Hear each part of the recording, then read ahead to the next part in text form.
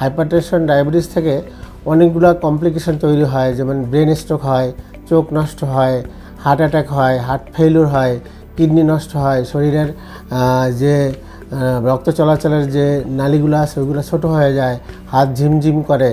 Diabetes এবং hypertension থেকে এই কমপ্লিকেশনগুলো আপনাদের বেশি হয়ে থাকে এবং এই জন্য যদি কেউ ডায়াবেটিস থাকে তাকে ডায়াবেটিসের ঔষধ খেয়ে তাকে নর্মালে রাখতে হবে। কেউ প্রেশার থাকলে অবশ্যই প্রেশারের ওষুধ খাওয়াতে হবে।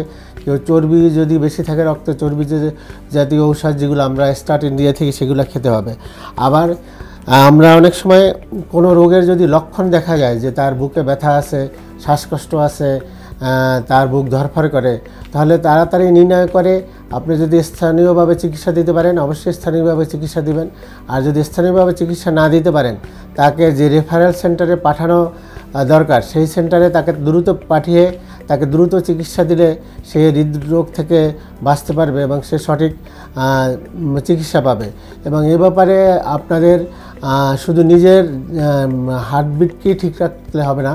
যেমন এবছরের ওয়ার্ল্ড হার্ট ডের স্লোগান হলো ডোন্ট মিস এ বিট, অর্থাৎ আপনি আপনার হৃদস্পন্দনের প্রতিটা বিটের যত্ন নিন। এটা আপনি নিজেকে নিলে হবে না, আপনার পরিবারকে নিতে হবে, সমাজের প্রত্যেকটা লোক নিতে হবে।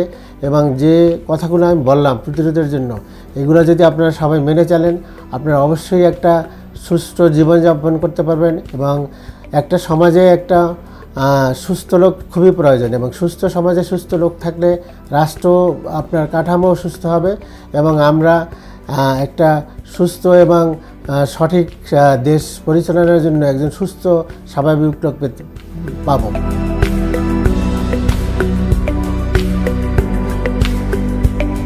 Sponsored by Opsonin Pharma.